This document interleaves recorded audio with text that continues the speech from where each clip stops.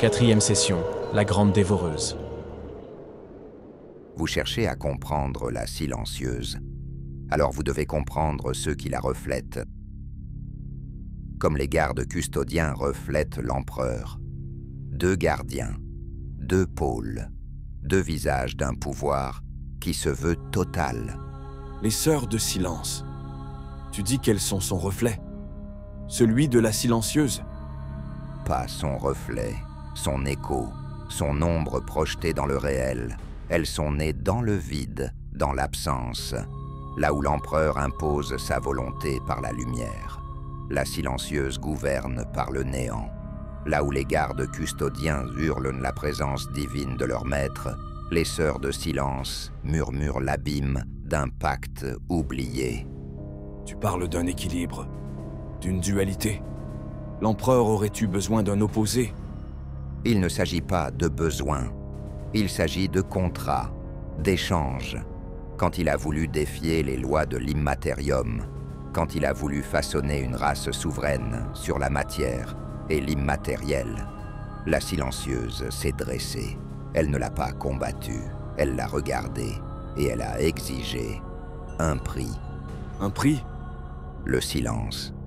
Une partie de son règne ne lui appartiendrait jamais.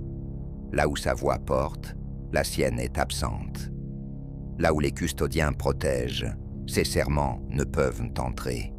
Les sœurs de silence sont la part du pacte. Elles assurent qu'il ne puisse jamais régner seul. Elles sont le témoin muet que l'empereur n'est pas unique et qu'il n'est pas libre. Et les parias, eux sont les enfants véritables de la silencieuse, non pas créés, mais nés, non pas élevés, mais révélés. Là où l'immatérium s'agite, ils sont l'immobile. Là où les dieux hurlent, ils imposent le mutisme. Ils sont l'ultime garantie que le pacte tienne et le rappel que même l'empereur doit se taire parfois. Équilibre, de dualité. Mais certaines présences dans le vide ne cherchent ni paix, ni pouvoir. Elles ne veulent qu'une chose, tout consumer.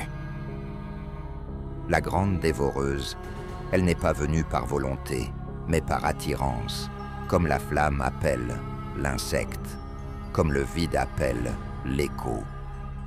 Tu dis qu'elle n'a pas été invoquée, ni par les Xénos, ni par l'immatérium. Non, elle est née là, où l'immatérium ne pouvait plus se refléter. Là où le silence était si profond qu'il ne restait plus rien à déformer. Pas de prière, pas de peur, pas d'âme, juste un murmure parfait. Tu parles encore d'elle, de la silencieuse.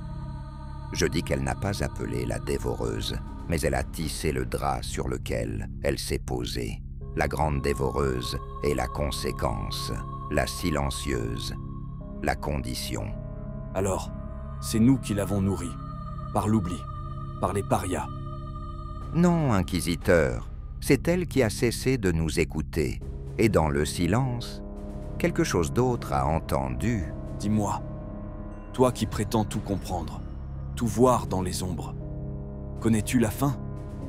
Personne ne connaît la fin, même pas lui. L'empereur? Il l'a entrevue, comme on perçoit une silhouette à travers la tempête. Une multitude de fins possibles et aucune certaine. Et pourtant, tu parles comme si tout était écrit. Le chemin est tracé, mais non le pas. Même les immortels doutent, même les dieux parient. Alors que reste-t-il s'il n'y a pas de certitude? Il reste l'attente, il reste la veille, et peut-être un choix au bord de l'oubli. Tu parles des fins possibles. Mais qu'a-t-elle prévu, elle, la silencieuse? Que prépare-t-elle dans le silence que tu prétends comprendre? Elle ne se prépare pas, elle se souvient. De quoi? Des cycles, des effondrements, des extinctions anciennes que même les Eldar n'ont jamais connues. Tu divagues. Dis-moi clairement, y a-t-il un plan? Des signes? Il existe des lieux que personne ne nomme, sous les lunes mortes, au cœur d'étoiles noires. Des forteresses?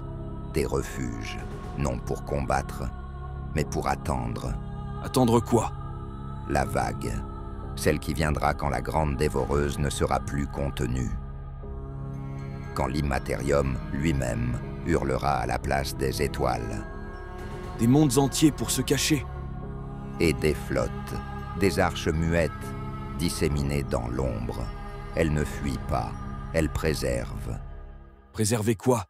La graine, ce qui devra renaître après la chute. Où sont-ils? Ces lieux, ces flottes. Dis-moi où. Là où personne ne regarde, là où même la lumière du trône ne s'aventure plus. Des coordonnées, des noms, des secteurs. Ils n'ont pas de nom. Ou plutôt, ils les ont oubliés, effacés du temps lui-même. As-tu vu l'un de ces lieux? Dis la vérité. J'ai vu une arche, une seule, flottant dans l'ombre d'un monde mort, au-delà des confins. Elle portait un nom que nul ne devrait prononcer. Un nom gravé en lettres de silence. Une flotte? Humaine? Ni humaine, ni Xénos. Un entre-deux.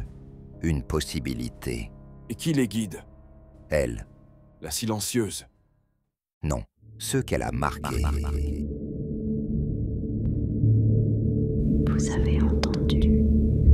Vous êtes désormais porteur